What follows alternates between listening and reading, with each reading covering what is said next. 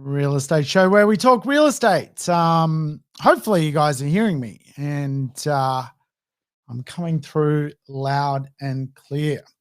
Now, today I wanted to do a little conversation on where we are inside the property clock. I think it's an interesting place where the real estate market is at the moment.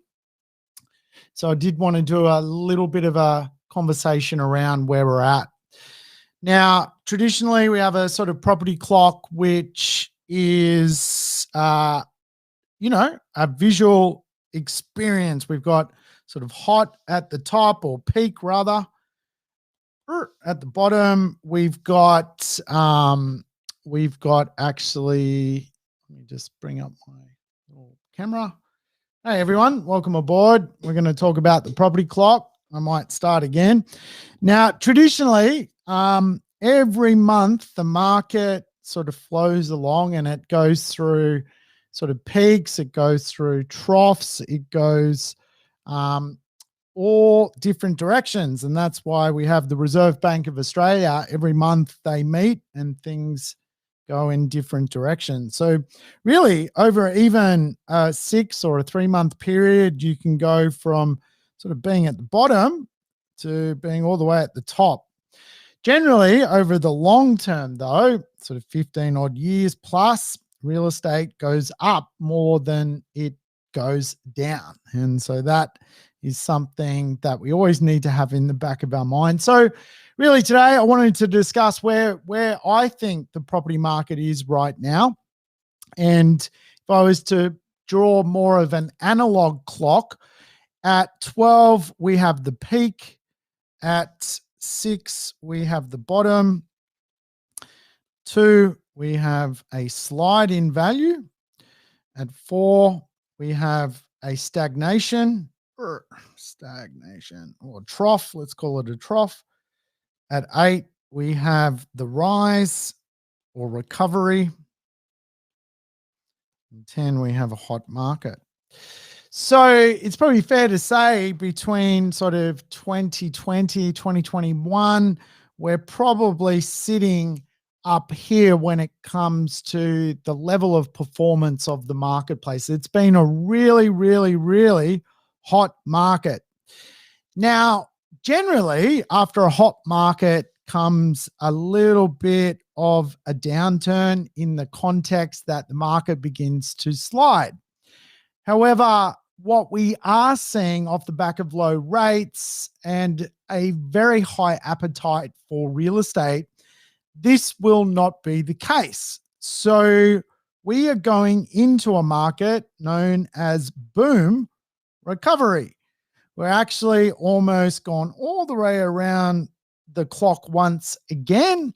And now we're going to go into a period of basically more normalized growth, 5% per annum over a consistent period of time. Rather than a 20% growth marketplace, we are now going into what is known as boom recovery. Now, why markets tend to boom is quite often years will go by without any growth at all. And we call that mean reversion. Basically, what happens is we get 4 or 5 years worth of growth in 1 year. It basically almost, it's the genie in the bottle and it needs to get out.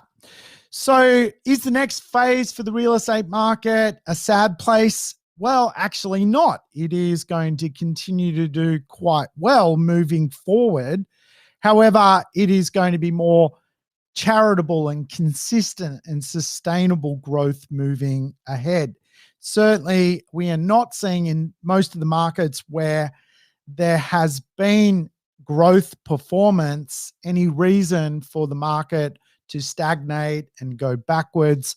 Simply put, the rates are just too low and the appetite to get into the real estate market too high, and the stock levels of supply simply too low for the market to go into a very, very comatose state.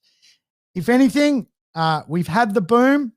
The new prices are set. They're here to stay. It's not going to get any cheaper anytime soon.